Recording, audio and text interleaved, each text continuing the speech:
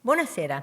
In un'altra lezione dedicata a Venezia Termale vi ho raccontato la storia dei bagni e la storia anche di come è nata la balneazione al Lido, i grandi alberghi e la Ville Loisir. Bene, in questa lezione vi racconterò invece come la filantropia si organizzò per cercare di assistere i bambini poveri, in particolare quelli affetti da scrofola, cioè da tubercolosi ossea e ghiandolare, perché potessero riuscire ad avere le cure con il sole, la sabbia e il mare. Era noto infatti nell'Ottocento che i bagni di mare, ma soprattutto col senno di poi sappiamo una vita all'aria pura e una corretta alimentazione, potessero curare i figli del proletariato tanto sfruttato nella Europa del boom capitalistico e del boom industriale soprattutto. A Venezia, in questa sala dell'Ateneo Veneto, il presidente Giacinto Namias, che era primario all'ospedale civile, nel giugno del 1868 invita Giuseppe Barellai. È un medico fiorentino che aveva scritto sugli ospizi marini per i poveri, per i bambini poveri. Lui era medico all'ospedale di Firenze e aveva visto morire tanti bimbi che non avevano le possibilità per poter andare al mare. Quindi aveva preso questa come una missione e aveva cominciato a girare tutte le città italiane per convincere la buona filantropia a investire dei denari per creare degli ospizi in tutte le località di mare dove potessero essere accolti questi bimbi poveri e essere curati quindi con le cure del sole e del mare. Questa lapide che vi faccio vedere si trova all'ospedale al mare al Lido di Venezia e è dedicata appunto a Giuseppe Barellai, promotore infaticabile, la direzione dell'Ospizio Marino Veneto, fondato sotto i suoi auspici nel 1870. Subito, finita la conferenza, tutti i presenti, in particolare le buone dame veneziane della borghesia veneziana, ecco che si raccolgono e decidono di fondare un comitato promotore. Organizzano nel 69 la pesca di beneficenza ai giardinetti reali per l'Ospizio Marino Veneto, raccolgono molti fondi ed ecco questo è il risultato, cioè un edificio in legno che già nel 1870 viene eretto in località Quattro Fontane, cioè in una zona lontana dai bagni Fisola. I bagni Fisola di cui vi ho parlato, che invece erano cresciuti proprio alla fine del Gran Viale. Il Busetto Fisola, questo imprenditore che aveva avviato la cultura della balneazione al Lido, in realtà il primo anno, nel 1868-69, aveva ospitato lui un capannone sulla spiaggia a questi poveri bimbi, dandogli un pane e un uovo e 2 uova al giorno per alimentarli. Però poi aveva visto che i suoi bagnanti, i suoi villeggianti erano abbastanza intimiditi da queste presenze così dolorose sulla spiaggia e quindi ecco che aveva dato in enfiteusi un terreno molto lontano dai suoi bagni, dove era sorto appunto in legno questo primo nucleo dell'Ospizio Marino, che poi fu ampliato e già nel 1873 ce l'abbiamo già strutturato in faccia alla spiaggia, ora spiaggia diciamo dell'Excelsior per capirci. L'Ospizio Marino Veneto si ispira alla analoga struttura di Berck-sur-Mer, ha un corpo di fabbrica per i letti, per l'ospitalità e poi sulla spiaggia una lunga serie di cabine per accogliere appunto i bambini che si cambiavano. Nel 1873 l'edificio viene eretto in muratura e può ospitare già 450 bimbi. C'erano sia i maschi che le femmine, di solito venivano accolti per 45 giorni e erano dei bambini che non dovevano superare le femmine i 15 anni e i maschi i 12 anni.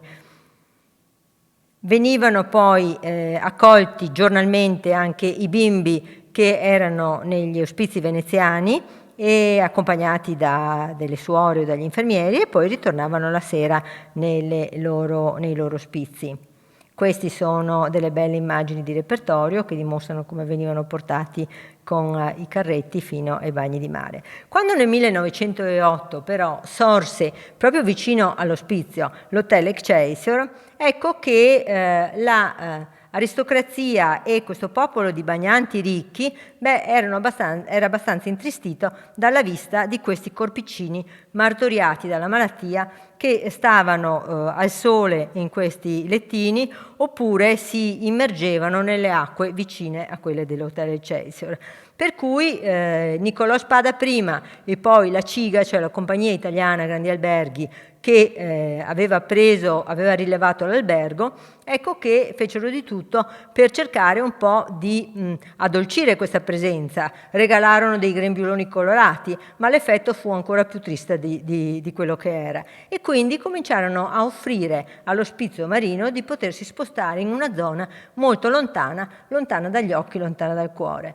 E quindi la CIGA, siccome possedeva tutta la spiaggia fino a San Nicoletto, ecco che offrì un appezzamento di spiaggia molto ampio dalla parte opposta dell'isola del Lido. Ecco, vedete, a sinistra è indicato il primo sito dell'ospizio marino e a destra invece, guardando, ecco che quell'edificio tratteggiato era un edificio di bagni popolari che fu smantellato e la CIGA offrì quella zona con anche molte migliaia di metri di spiaggia. Questa offerta fu fatta prima della guerra del 15-18, passarono gli anni, intanto l'ospizio marino non fu utilizzato perché veniva utilizzato solo nei mesi estivi, addirittura ospitò l'esercito e lo incendiarono pure perché lasciarono una stufetta aperta e solo nel 1921 ecco che i patroni, cioè il consiglio direttivo dell'ospizio marino, che era un consiglio direttivo di privati,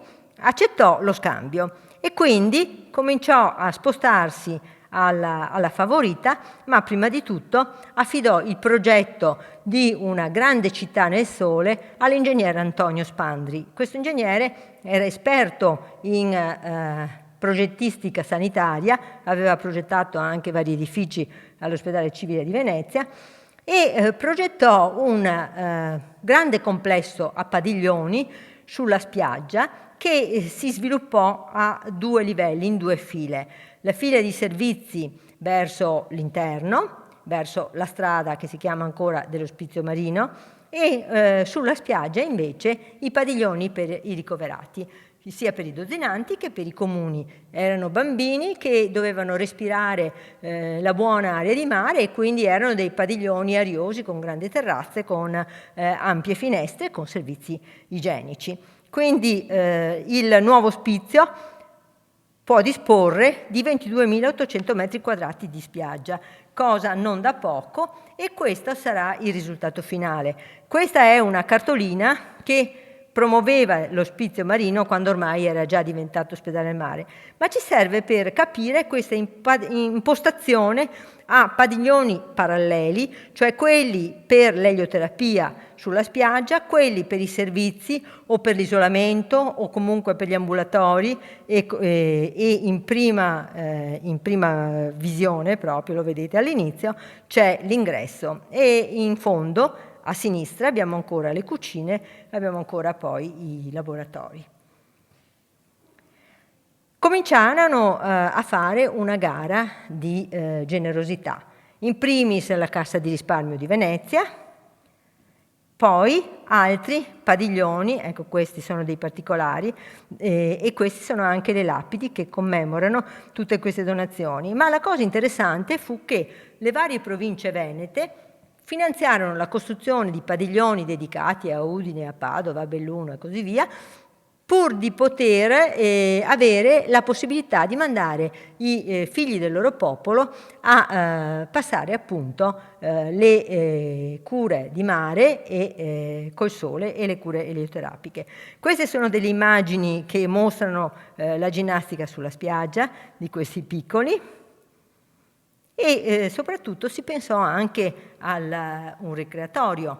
Mario Madregnoni fu un economista che morì in giovane età e quindi gli amici nel 1924 raccolsero una donazione per creare un ricreatorio, cioè un luogo dove questi bimbi potessero giocare. Alcuni di questi passavano anche vari mesi, perché la tubercolosi ossea incrinava i loro corpi e quindi dovevano stare al sole e in busti rigidi oppure allettati per periodi molto lunghi. Questo ricreatorio all'inizio fu di un piano soltanto, e poi ecco i bambini all'interno che stanno scrivendo, fanno scuola e giocano. Poi fu alzato e si costruì al suo interno dal 28 al 32 un teatro che ci resta ed è un esempio di architettura liberty con citazioni appunto di tematiche tipiche del termalismo, che è un vero gioiello del liberty in una città che di liberty come Venezia ne ha poco. Ecco, questo è all'interno del teatro con il soffitto affrescato e nel soffitto noi abbiamo appunto la filantropia nel cielo che affida tutti questi bambini a Nettuno perché li possa curare, eccola qui, la filantropia o la generosità dicono, affinché Nettuno li possa curare con le risorse del mare. Ecco, vedete questa selva di bambini che fanno di tutti i colori, che lo tirano per i capelli e che attingono a queste casse cariche di gioie che sono le gioie appunto della salute.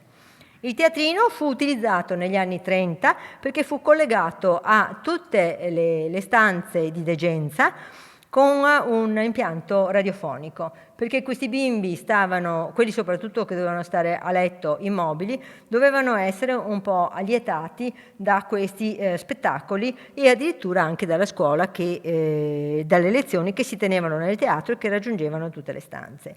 Questo è uno dei manifesti pubblicitari in cui si comunicavano tutti i servizi che si fornivano all'interno dell'ospedale al mare. Ecco, e se vediamo quella bimba con le cuffie è una bimba che sta ascoltando o la musica o una lezione. Poi a sinistra in alto vediamo la ginnastica in palestra, poi in fondo la ginnastica sulla spiaggia, a destra la scuola, insomma l'ospedale mare, e sotto ci sono appunto le rappresentazioni all'interno del teatro. A destra in basso ci sono i laboratori. L'ospedale mare cercava di essere anche autonomo per quelli che erano degenti da lungo tempo ma non erano immobilizzati, ecco, offriva anche dei laboratori perché potessero cucire oppure fare un qualche mestiere. Era veramente una città autosufficiente con anche i suoi animali, con anche ovviamente le cucine e purtroppo anche la sala anatomica. Questo è il consiglio dei patroni che erano espressi da tutti coloro che erano i maggiori sostenitori e finanziatori dell'ospizio marino. Questa è la visita periodica, c'era anche una visita di ammissione e un reparto di isolamento perché se i bambini avessero avuto qualche malattia infettiva dovevano essere immediatamente isolati. Dopo la Prima Guerra Mondiale però, quando si costruisce l'ospedale al mare, ma molti dei militari giovani erano affetti da tubercolosi ossea e quindi da molte malattie, molti segni che avevano lasciato sui loro corpi e sulla loro psiche la guerra. Quindi si cominciò ad estendere un po' a tutte le età della vita e a tutte anche e a altre varie patologie il ricovero all'interno dell'ospizio marino. Queste sono delle belle immagini dei bambini che arrivavano. La loro degenza variava, ma talvolta durava, come vi dicevo, vari mesi, e soprattutto le ore di elioterapia erano fondamentali perché il sole poteva essere risolutivo per quanto riguardava queste patologie ossee. Si può anche vedere l'utilizzo della spiaggia a sinistra con tutti questi tendoni, oltre che proprio la configurazione degli edifici con ampie terrazze. Questa è una visione dall'acqua che ci dimostra la portata e veramente l'ampiezza di questa struttura. Altre immagini promozionali che qua invece ci illustrano quelle che sono le varie terapie, come le inalazioni, come le radioterapie, e ad esempio anche la mensa, e anche i bambini che sono accolti, cominciano ad essere accolti anche in età molto bassa. Questa è una lezione all'interno dei padiglioni e questa è l'officina dei gessi. L'ospedale al mare cominciò, o meglio era ancora Ospizio Marino, cominciò a farsi una grande fama proprio perché aveva un laboratorio di gessi. Con questi si cercava di impostare le figure, di raddrizzare le storture dei corpi di questi bimbi, e quindi abbiamo degli esempi.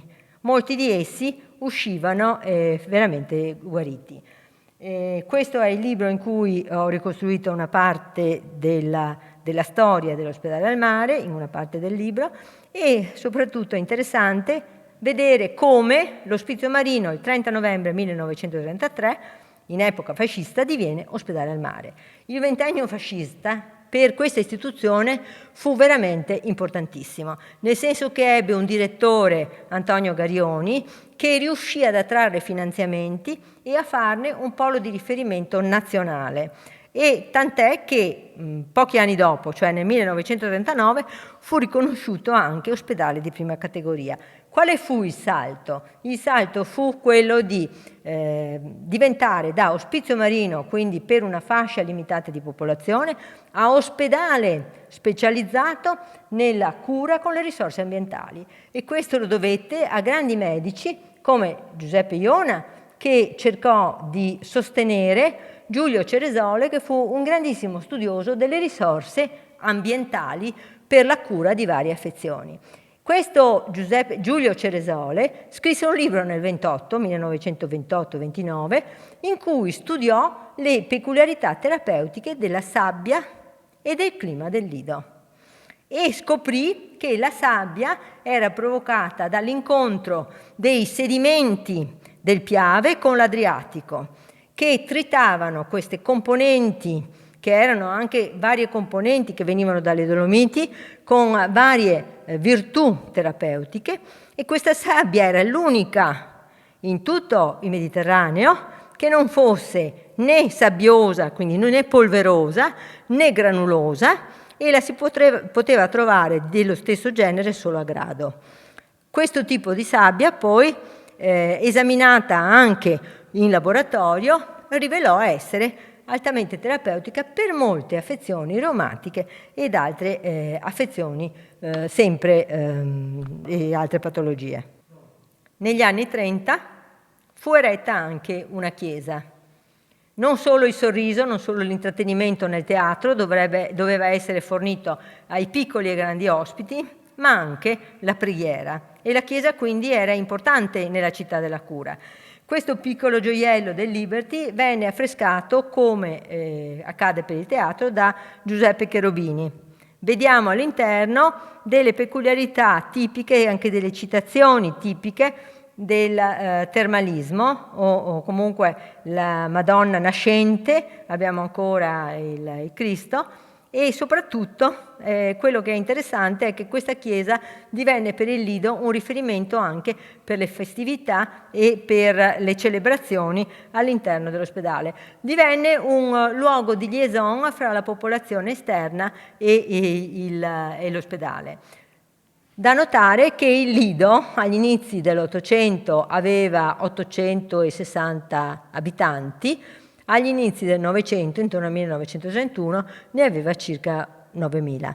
Quindi la popolazione era cresciuta e aveva anche bisogno di servizi sanitari. Ecco perché l'ospedale cominciò a diventare un riferimento anche per la popolazione, e quindi da ospedale solo per le cure climatiche divenne ospedale dotato di un reparto chirurgico, oltre al reparto ortopedico, per cui costituiva un'eccellenza, ma divenne anche un ospedale per la popolazione, quindi dotato di ostetricia, di ginecologia e di medicina interna, degli altri reparti che servivano appunto ai lidensi, che stavano aumentando di numero, e anche ai turisti che visitavano il Lido nella stagione estiva. Queste immagini ci danno l'idea appunto dell'ampiezza e dell'articolazione della città. Nel 1955 ormai era un ospedale a pieno ritmo e di grande livello e aveva anche un reparto che era un'eccellenza di reumatologia. Questo reparto di reumatologia era stato fondato da un medico ebreo, da Giacomo Dalla Torre, che però aveva dovuto scappare in Australia per le persecuzioni razziali. Ritornato dopo la guerra, aveva ripreso il reparto e lo aveva rilanciato a livello europeo. Quindi nel 1955 l'ospedale era dotato sia delle cure di un ospedale normale che delle cure di un ospedale appunto climatico e con terapie ambientali, per talassoterapia e per psammatoterapia, cioè per le sabbiature, la cura con la sabbia. Guardiamo questa tabella, i posti letto erano 1400, la media dei ricoveri all'anno era di 10.000, le presenze annue dei malati ammontava a ben 450.000 entità. I padiglioni erano 33. Quindi veramente una pregevole struttura dotata di servizi che andavano dai bambini con deformità ossee fino però alle camere per dozzinanti, quindi a luoghi anche di incontro per i ricoverati e addirittura un istituto di radioterapia e la radiofonia, come vi avevo già detto. Queste sono le cure che si facevano, cioè la ginnastica riabilitativa, la nursery e soprattutto le sabbiature. Chi aveva dei parenti come me che andavano a fare le sabbiature si ricorda perfettamente l'importanza di queste pratiche terapeutiche. Questo è uno dei manifestini che promuovevano le sabbiature al Lido di Venezia, lo vedete in varie lingue perché venivano villeggianti anche dalle altre nazioni. Era famosissima la sabbia del Lido e purtroppo l'ospedale restò attivo fino a quando nel 1975 passò agli ospedali civili riuniti. Divenne cioè uno degli ospedali, dei tanti ospedali, perché nel 75 ce n'erano tanti nelle isole oltre all'ospedale civile, e furono chiusi uno alla volta. Alla fine del Novecento, con il passaggio di tutti questi ospedali all'USL, ecco che cominciò la liquidazione. Uno per uno vennero venduti, vennero cosiddetti valorizzati, fra virgolette, in realtà venduti per speculazione per lo più alberghiera, turistico-alberghiera, e l'ospedale al mare nel 2006 si decise di venderlo per costruire con il suo ricavato un nuovo palazzo del cinema. Non si fece un nuovo palazzo del cinema, però si lasciò in abbandono l'ospedale al mare. Queste ad esempio sono il luogo, sono i recinti per la psammatoterapia, cioè per le sabbiature, e vediamo come poi sono stati ridotti dall'abbandono. Questi erano i cortili interni e questo è il risultato di anni di abbandono. Queste erano le strade, la strada interna fra le due file di padiglioni, e ecco come è ridotta. Queste sono le immagini della chiesetta, ad esempio, e queste sono le immagini interne. Ecco, queste immagini di degrado purtroppo furono accompagnate anche da atti vandalici nella chiesetta e furono accompagnati anche dall'occupazione da parte di varie presenze che devastarono ancor più i luoghi. Oggi come oggi noi abbiamo questo perimetro enorme di questa grande città della cura nel sole, di cui non si conosce ancora la destinazione, probabilmente alberghiera, una destinazione molto contestata, perché è un momento in cui il Covid ci ha fatto capire come si sia sbagliato a decurtare le risorse sanitarie e gli spazi per la sanità. Oggi ancora una volta destinare una grande storia di una grande struttura che curava con le risorse ambientali ad un ennesimo albergo in una città che di alberghi ne ha fin troppi, questo veramente è materia per riflessione. Spero che questa storia vi sia servita, vi ringrazio e vi saluto.